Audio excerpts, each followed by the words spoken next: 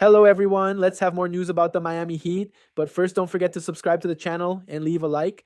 The Miami Heat are looking to earn back their status as contenders in the Eastern Conference, and maybe the most important step they need to take to regain that status is acquiring a bona fide superstar.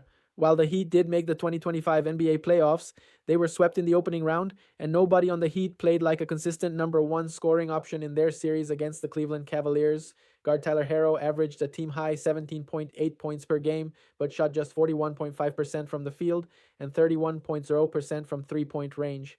NBA insider Keith Smith of Spotrac expects that the Heat will be linked to any potential superstars in the trade market this summer since they are lacking star power. Miami has enough wiggle room under the second apron to be aggressive in trades, Smith wrote. That's in part because the team doesn't have any big money free agents due for new contracts. Because the Heat are who they are, expect them to be linked to any potential superstars that hit the market this summer. One superstar player who ostensibly is available via trade is Phoenix Suns forward Kevin Durant, and the Heat have been connected to the scoring maestro in recent rumors. Greg Sylvander of 5 Reasons Sports reported that lots of people think Miami's first-round pick in the 2025 NBA draft could end up heading to the Suns as part of a Durant deal. The Heat have the number 20 overall pick in June's draft. It also seems as if now is the right time for the Heat to pursue Durant in a trade, as according to the Athletic's Kelly Iko, the Suns have gradually lowered their asking price for the 15-time All-Star and 2-time NBA champion. Durant has been linked to the Heat for a while now, and he would give the Heat a proven and capable top-scoring option. Now let's go to another video. Don't forget to leave a like. Went through a list of top players that are extension eligible this offseason and talked about what it would look like, what his prediction would be. And Bobby Marks, who does an excellent job in the front office of Miami, actually likes him and tells him some things. He just made the prediction being the key word here, that the Heat and Herro ultimately come to that agreement on the 3-year, $149.7 million extension. So, if you're keeping track at home, this is not him saying it will happen. This is not him saying it already has been agreed upon in principle and they'll just sign it in October. This is just what he thinks will happen. And yeah, he has some relationships with the front office, but it is not a stamp of approval, hey, this is definitely going to happen. And when you have NBA Central, who I do like and is a really solid aggregator, saying that he expects the Heat and Herro to sign the extension, that's not what he said. That's just what his prediction is. And like, if he had to come to an expectation, it's not him saying it is going to happen. I think that's where a lot of people are getting confused over the last 48 hours. And 5 Reasons Sports, Ethan J. Skolnick said the same thing. Like, no one reported that the Heat are giving Herro. Like, it hasn't even been formally offered at this point in the offseason. It's not a prediction, or it was a prediction, not a report. Like, we need deep breaths, people. Like, I know Tyler Herro is as divisive as a figure as you can possibly find among Heat fans. Some people think he's really good. Some people think he's really bad. Some people can't find the in-between. Either way, he is not extended. The extension has not been offered. So let's take a little bit of a chill pill. And then now we can have a very even-keeled discussion on what Miami should do with Tyler Herro this offseason. But this is why you subscribe to the channel. We're on the road to 23K subs. We're talking rumors. I'm giving you an opinion on the Herro facts. And if Tyler Herro actually was extended, we would have a video letting you guys know that. So you don't have to ask me on Twitter or in the comments. Hit that sub button and join the channel today. But here is where the conversation will continue on this episode. Should the Heat even give Tyler Herro this 3-year extension this offseason, or should they wait and potentially see what happens in this upcoming season? Well, I think it's going to be a tough pill to swallow, and I think it is also very dependent on what the rest of the offseason looks like. Do the Miami Heat ultimately acquire a third player that's an all-star level guy next to Bam and Herro to help compete? Maybe, like, do they go out and get a Durant, a DeRozan? Do they get out and grab a Ja or something like that? I don't know. But one thing that is clear when it comes to Tyler Herro, he has improved, right?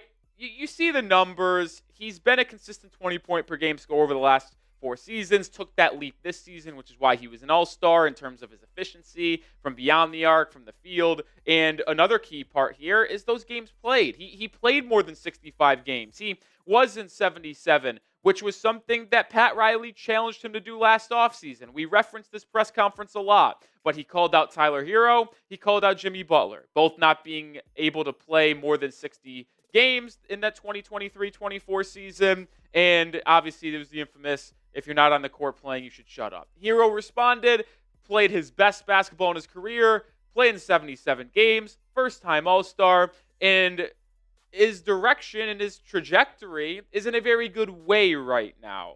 But the question still remains, is it good enough to garner a $50 million contract over multiple seasons? I'm not sure. More to come here in a second. But we are sponsored by Prize Picks, the daily fantasy sports platform I play every single day. Join me and the millions of others. It's so easy. All you do is pick more or less on a few player stat projections, and you can win up to 2,000 times your cash today. The basketball playoffs are headed towards crowding a Twitter, so if you want more Heat thoughts from yours truly, make sure you give me a follow.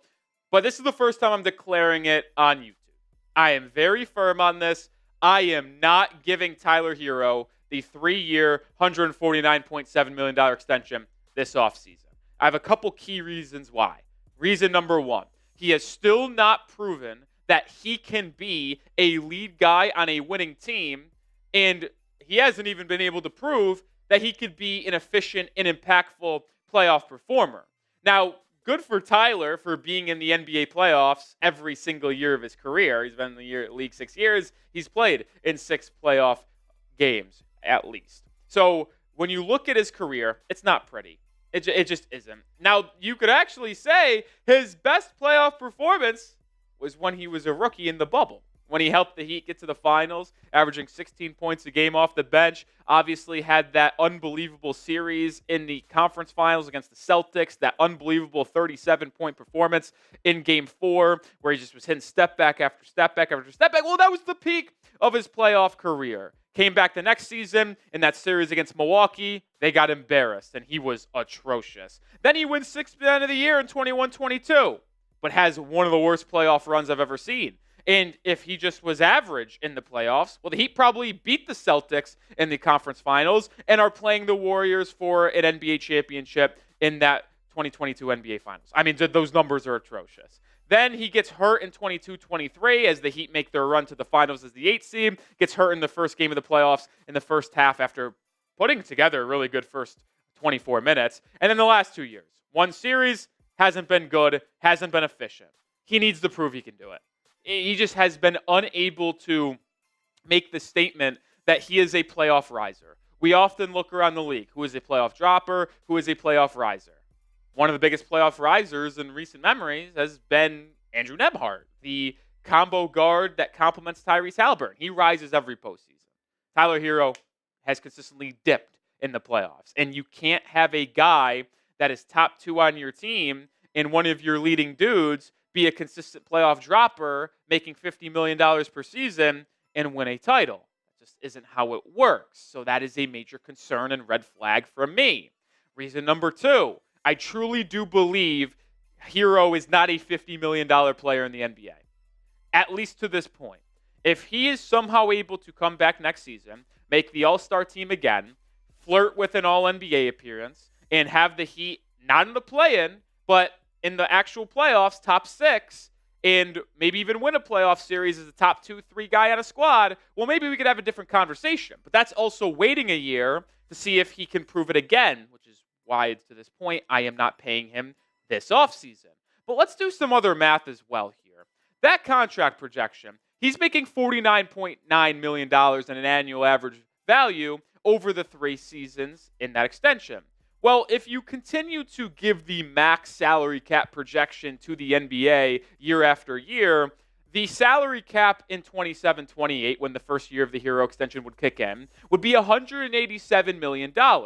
So if you can do some other quick math with $49.9 million as an annual average value, that takes up 26.6% of the cap. That is a massive allotment for a player you are unsure of being a top 2 guy on a championship team.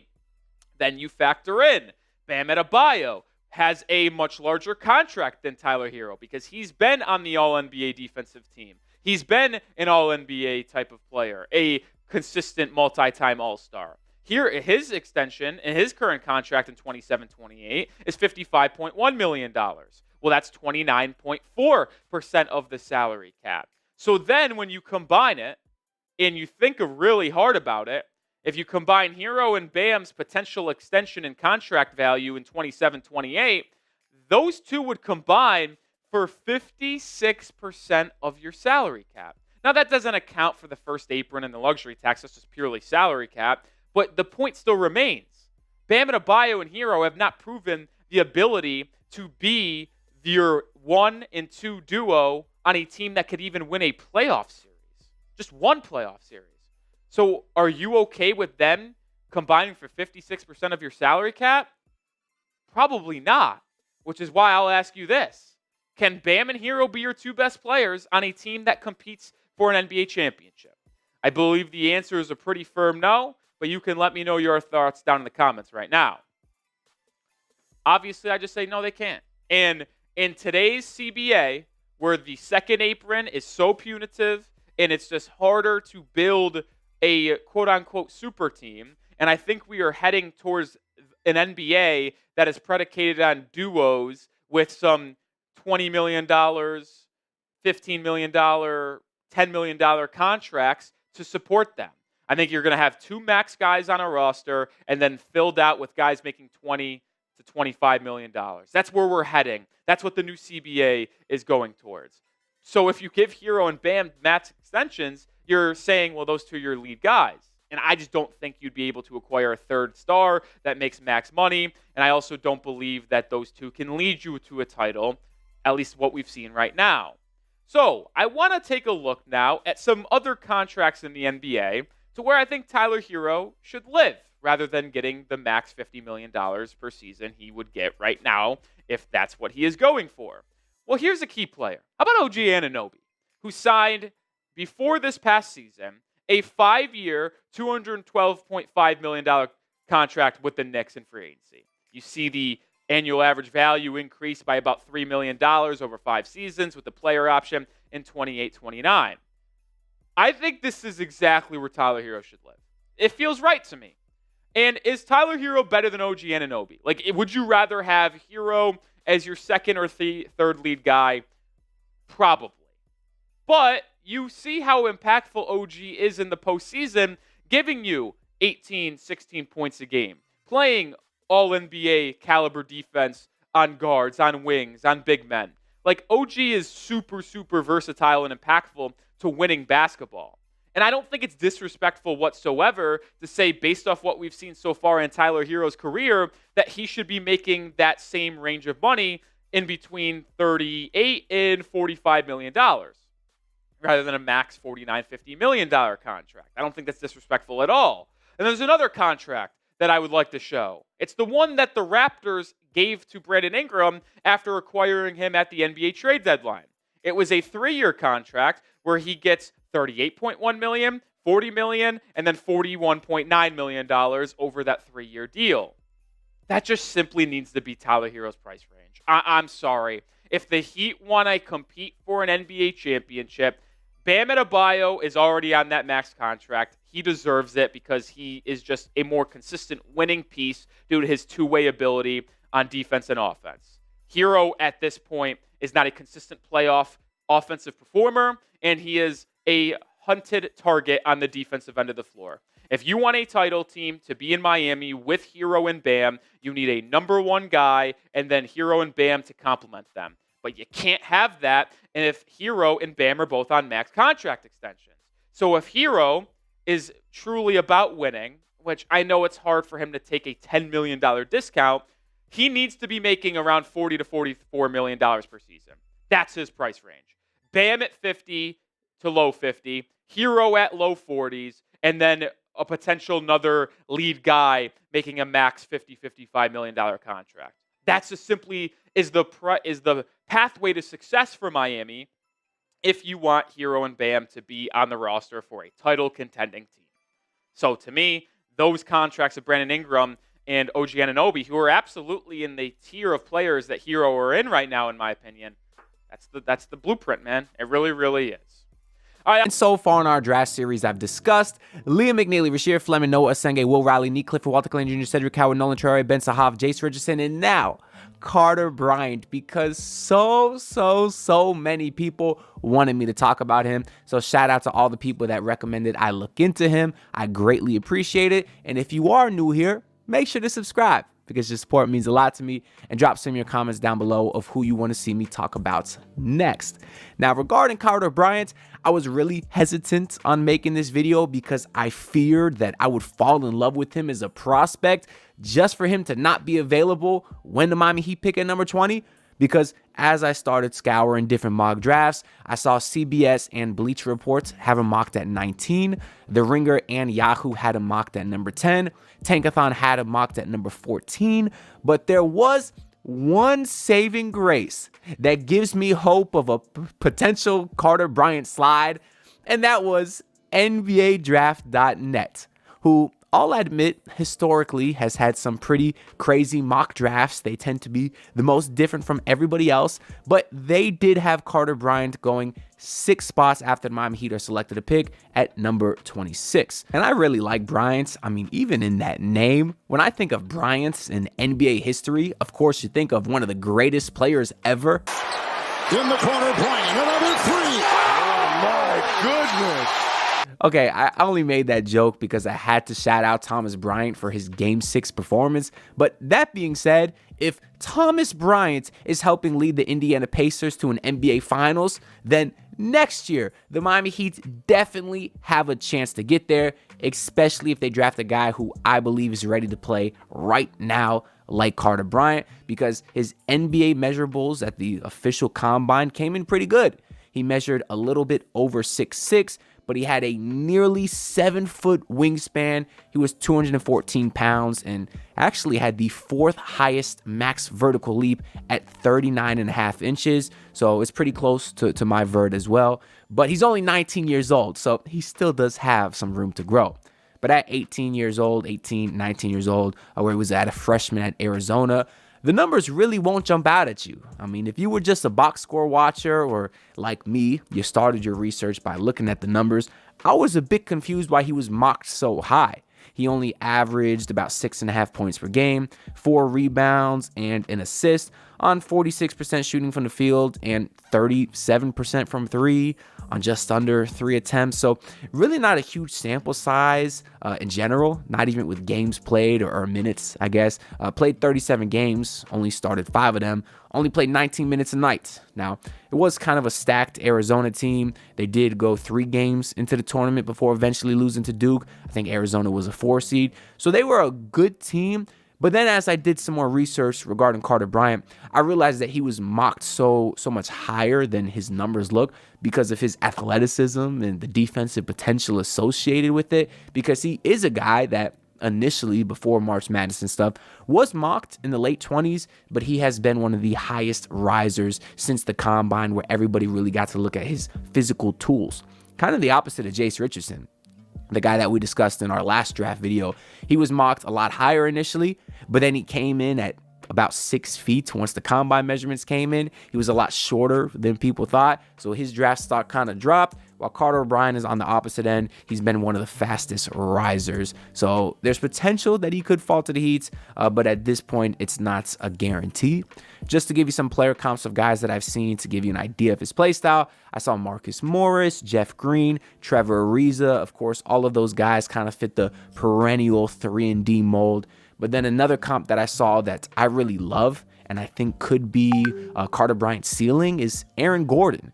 You talk about a guy who has an ability to be a spot-up shooter and an elite, versatile defender because of his athleticism. I don't think he's as athletic as Aaron Gordon was or is, but I do think that could be his ceiling. That being said, if you look at all these player comps, they're all pretty much guys that had a very low floor, but a high ceiling, I guess is how you would say, because, I mean, think, Trevor Ariza, been in the league for, 18 years? Jeff Green, is he still in the league? He's pushing year 20 by now. Obviously, Marcus Morris was in the league for a long time. Same thing with Aaron Gordon. But none of those guys really turned into superstars. But they were all good enough to play for a very, very long time because they had some pretty high floors, although their ceiling was potentially capped. But now let's get into some of the strengths and weaknesses. As always, these are the ones that Kevin O'Connor had in his Yahoo article, but I'll share my opinions as well based off my independent research.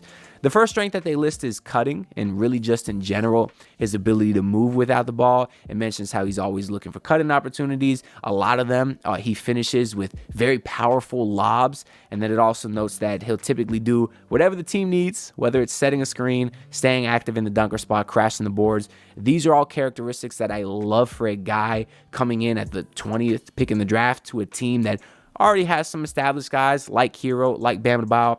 We always mention the prospects that can do these little things because, yeah, a lot of these guys in college were the man. They had the ball a lot. They were pretty ball dominant.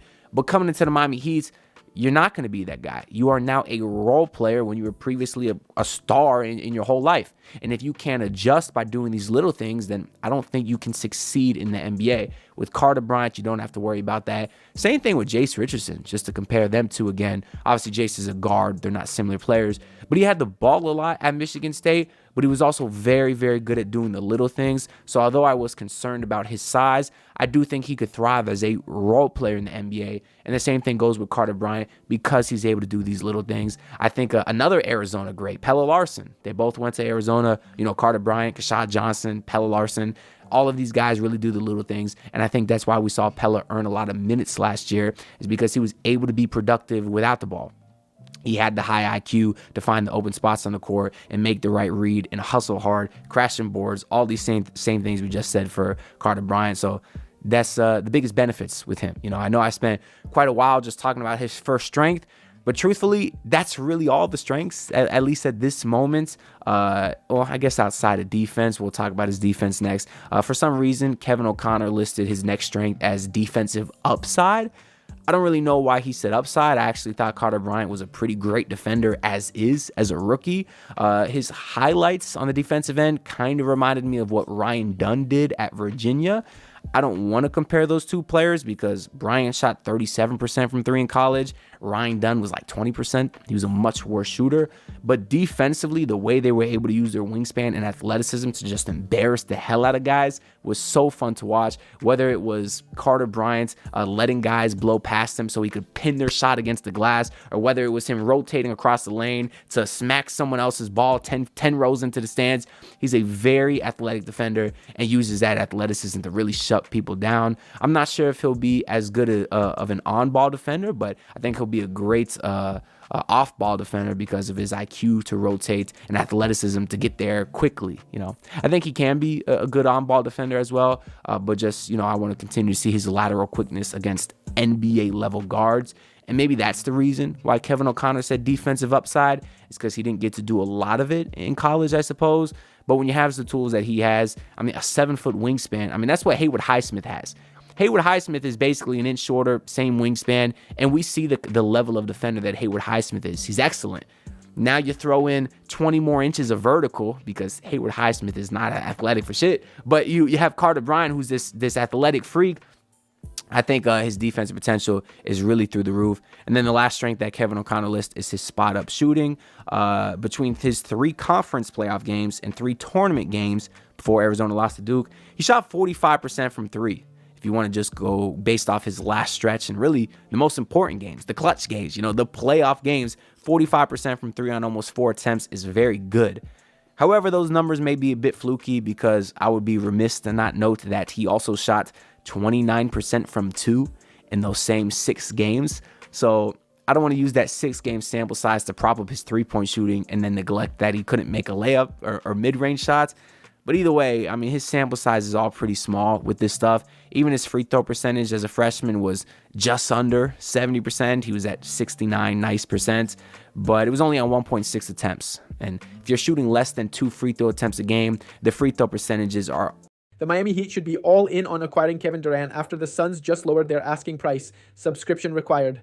A clear need for a go-to scorer developed after Jimmy Butler's departure, but acquiring a star won't be easy. Miami traded their 2027 first-rounder to get Terry Rozier and is not flush with young talent. Other teams will outbid them for Giannis, but the Heat have pulled off improbable moves before. It is why the latest KD rumors opened the door. The Suns paid a gigantic price to get Durant, and are not recouping that value. The 36-year-old is still elite, but his age and injury history will scare off some franchises. The Suns reportedly want their picks back from Houston, but the Rockets are not giving in. At some point, Phoenix will have to accept the best offer on the table for KD. The Heat have Bam Adebayo and Tyler Herro to give Durant a shot to win. Pat Riley is known for building contenders. Herro just made his first All-Star appearance, even if the luster is quickly wearing off.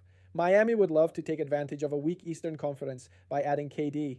The Heat should trade for Kevin Durant this offseason. Miami could stack the contracts of Andrew Wiggins, Duncan Robinson, and Nikola Jovic to get close to Durant's $54.7 million salary.